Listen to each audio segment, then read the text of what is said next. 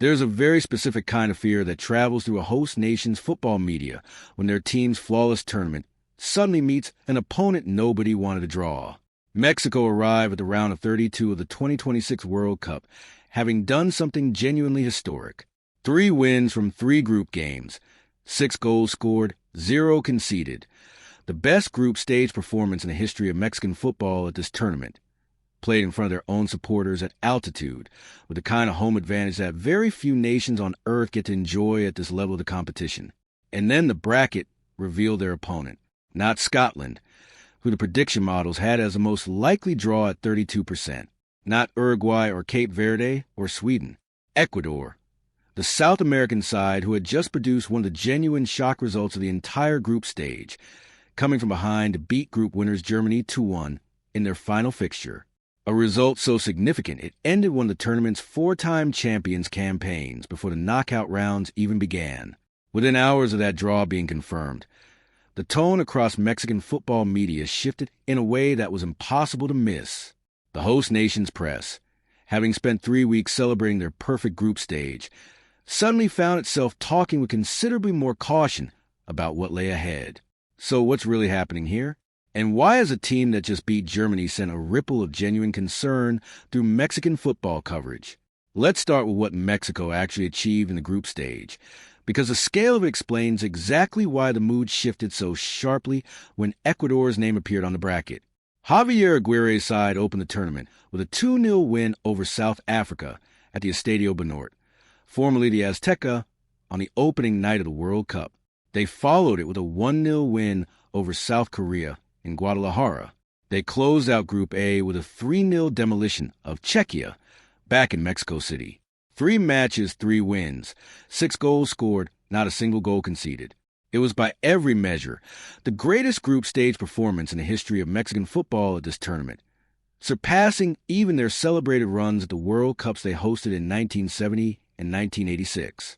This is Aguirre's 3rd spell in charge of the Mexican national team, and the personal weight of this tournament for him specifically deserves to be understood.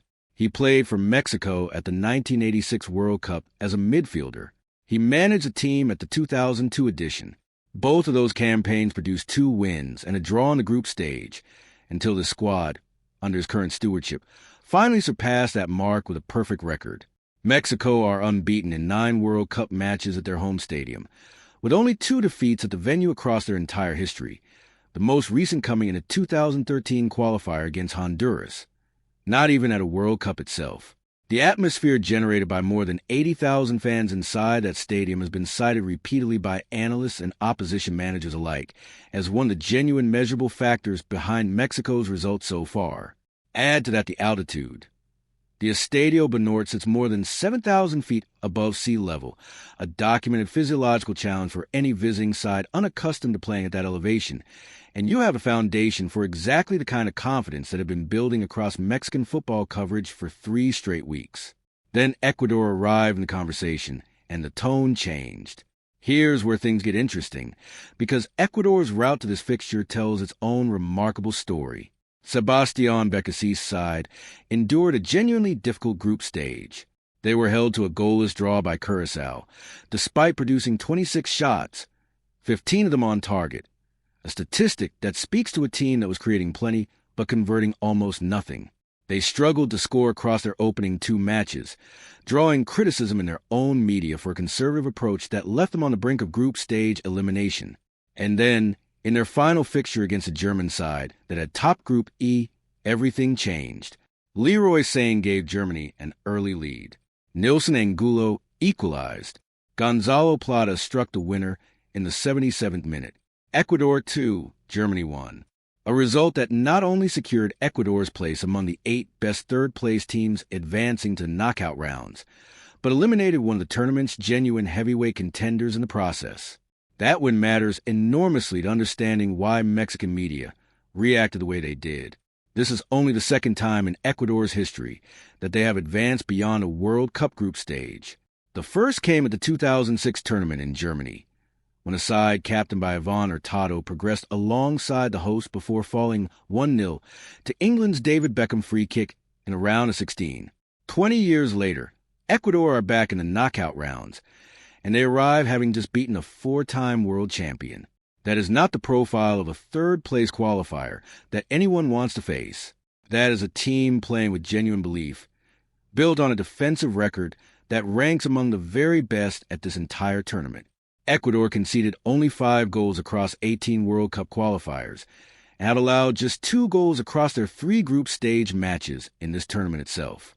Mexican coverage of the draw reflected exactly that reality, where pre-tournament and group stage commentary had been built around celebration of Mexico's perfect record. The analysis shifting toward Ecuador carried a noticeably different register. Language built around respect rather than confidence, around caution rather than certainty. Mexican outlets began breaking down Ecuador's defensive solidity in detail. They examined Plata's directness and his 5 committed fouls across 3 group games, noting his disciplinary record as both a weapon and a risk. They discussed Ecuador's ability to grind out results against superior opposition, exactly the profile that doesn't fit comfortably against a host nation that has, to this point, faced nothing resembling Ecuador's quality. The historical head-to-head record does offer Mexico genuine reassurance. Even the tone of the coverage suggested otherwise in the moment. The two nations have met 28 times across their history, with Mexico winning 17 of those encounters to Ecuador's 4 and 7 matches finishing level. Their only previous World Cup meeting came at the 2006 tournament, when Mexico won 2-1. Their most recent encounter, a friendly in October 2025, ended in a 1-1 draw. Across their last 5 meetings specifically, Mexico had won 2, Ecuador 1, with 2 further draws, a pattern that suggests genuine competitiveness rather than a lopsided history the overall head-to-head record might imply at first glance. But here's where things get interesting in a way that goes beyond pure football analysis. Because the panic in Mexican football media this week hasn't been entirely about the opposition on the pitch. It has also been about what's been happening off it in the build-up to the match itself, around the question of who would actually be inside the stadium supporting which team. An uproar erupted across Ecuadorian football media and supporter circles when it emerged that Ecuadorian fans were struggling to purchase tickets to support their team against Mexico at the venue.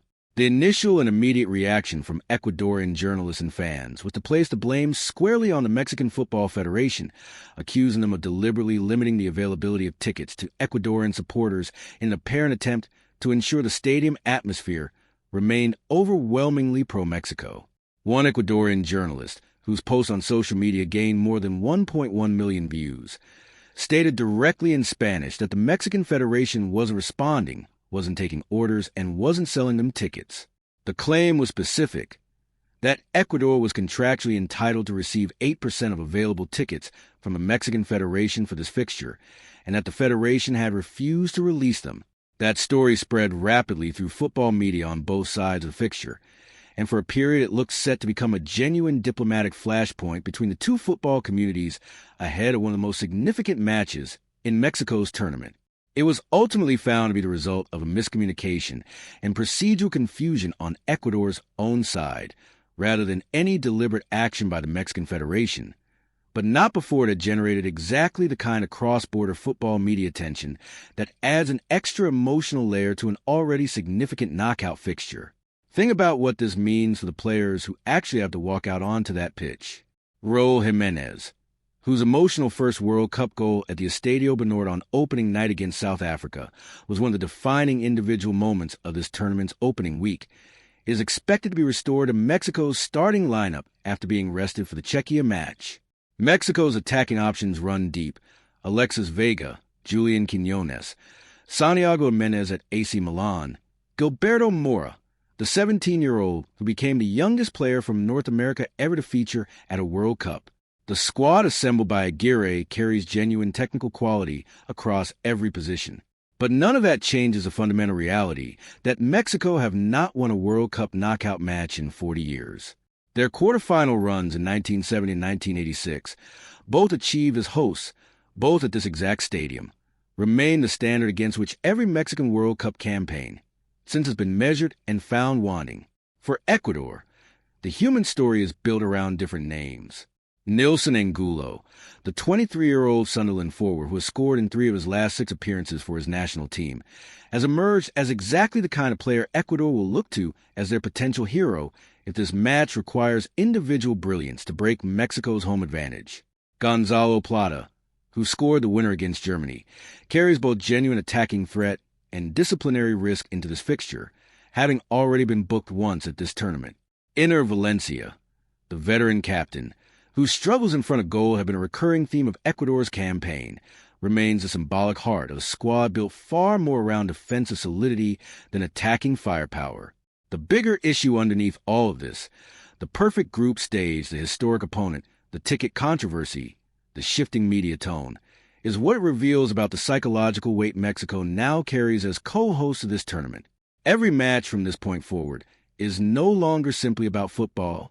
It is about whether a nation that has waited 40 years for a knockout when can finally deliver one on home soil, at altitude, in front of supporters who have given them every possible advantage across 3 group matches.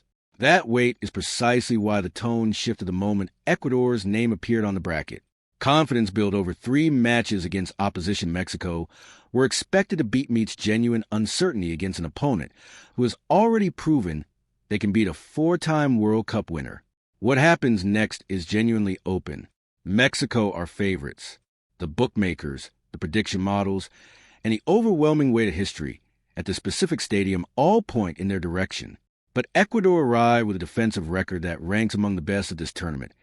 A goal scorer in Angulo who has shown he can produce moments of quality, and the kind of belief that only comes from having just eliminated one of football's genuine superpowers.